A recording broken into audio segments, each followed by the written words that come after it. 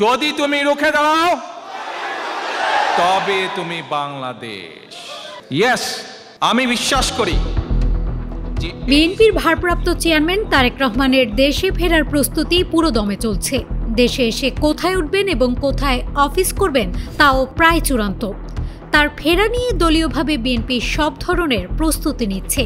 ভারপ্রাপ্ত চেয়ারম্যানের নিরাপত্তার বিষয় নিয়েও আইনশৃঙ্খলা বাহিনীর বিভিন্ন সংস্থার সঙ্গে বৈঠক করেছেন দলের একটি প্রতিনিধি দল।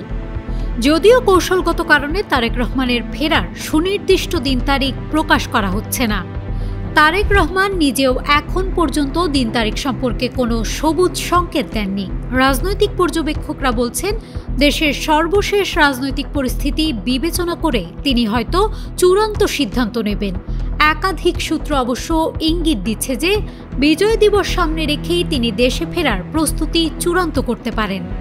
তিনি দেশে এলে নেতাকর্মীদের মধ্যে যে উচ্ছ্বাস তৈরি হবে সেটিও মাথায় রেখে নিরাপত্তা সহ অন্যান্য বিষয়ে প্রস্তুতি নেওয়া হচ্ছে। তার দেশে ফেরার আয়োজন নিয়েও এখন থেকে ভাবা হচ্ছে।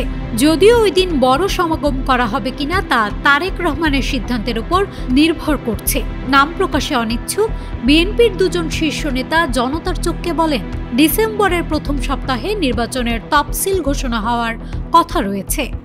বিএনপির ভারপ্রাপ্ত চেয়ারম্যান তফসিল ঘোষণার আগে অথবা তফসিলের পরপরই ফিরবেন কিনা এ নিয়েও দলের ভেতরেই আলোচনা চলছে।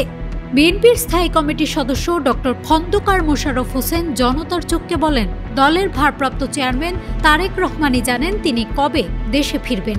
তবে তার দেশে ফেরার বিষয়ে আমরা সবসময় প্রস্তুত রয়েছি।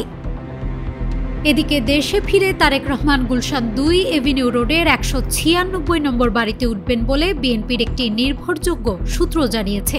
সূত্রটি জানায়, দলের ভারপ্রাপ্ত চেয়ারম্যানের থাকার জন্য বাড়িটি উপযোগী করে তোলা হচ্ছে, করা হচ্ছে সাজসজ্জা, লাগানো হয়েছে সিসিটিভি। বাড়ির নিরাপত্তায় রয়েছেন সিএসএফ। এছাড়া দেশে ফিরে তারেক রহমান ধানমন্ডির 5 নম্বর সড়কের মাহবুব ভবনে উঠতে পারেন বলেও দলের ভেতর আলোচনা রয়েছে। তারেক রহমানের শ্বশুর সাবেক নৌবাহিনী প্রধান রিয়াল অ্যাডমিরাল মাহবুব আলী খানের বাসভবন এটি। সম্প্রতি অন্তর্বর্তী সরকার গুলশান 2 এভিনিউ রোডের 196 নম্বর বাড়ির নামজারি সম্পন্ন করে এ সংক্রান্ত কাগজপত্র বেগম খালেদা জিয়ার হাতে হস্তান্তর করেছে। এই বাড়ির পাশেই ফিরোজায় থাকেন সাবেক প্রধানমন্ত্রী বেগম খালেদা জিয়া।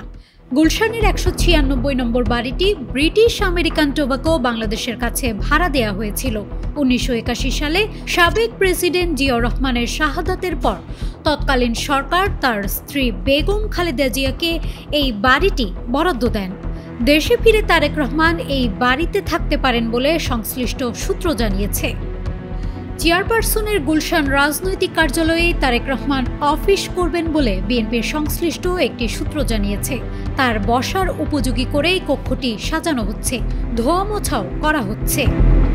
বিএনপির চেয়ারপারসন বেগম খালেদা জিয়ার নিজস্ব নিরাপত্তা বাহিনীর সদস্যরা তারেক রহমানের নিরাপত্তার দেখভাল করবেন। ওদিকে নির্বাচনী প্রচারণাকে সামনে রেখে 2টি বুলেট প্রুফ গাড়ি কেনার উদ্যোগ নিয়েছে বিএনপি। খালেদা জিয়া এবং তারেক রহমানের নিরাপত্তায় এই গাড়ি কেনার অনুমতি দিয়েছে স্বরাষ্ট্র মন্ত্রণালয়। এর মধ্যে গত অক্টোবর মাসে একটি বুলেট প্রুফ বাস এবং জুন মাসে একটি বুলেট প্রুফ গাড়ি কেনার অনুমতি দেওয়া হয় বলে সংশ্লিষ্ট সূত্রে জানা গেছে। বিএনপির কোষাধ্যক্ষ এম রশিদুজ্জামান মিল্লাত খালেদা জিয়া ও তার পরিবারের সদস্যদের সার্বক্ষণিক ব্যবহারের জন্য একটি বুলেট প্রুফ গাড়ি কেনার অনুমতি চেয়ে মন্ত্রণালয়ে আবেদন করেন। এছাড়া আগ্নেয়াস্ত্রের লাইসেন্সের জন্য স্বরাষ্ট্র মন্ত্রণালয়ে আবেদন জানিয়েছে বিএনপি। দলটির যুগ্ম মহাসচিব হুমায়ুন কবির জনতার চোখকে বলেন, ভারপ্রাপ্ত চেয়ারম্যানের দেশে ফেরার কোনো দিনক্ষণ এখনও ঠিক হয়নি, তবে নির্বাচনে তার নেতৃত্বে আমরা অংশগ্রহণ করব।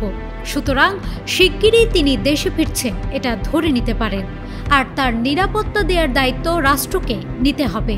আমরা প্রত্যাশা করি অন্তর্বর্তী সরকার তার নিরাপত্তার বিষয়ে সর্বোচ্চ ব্যবস্থা নেবে।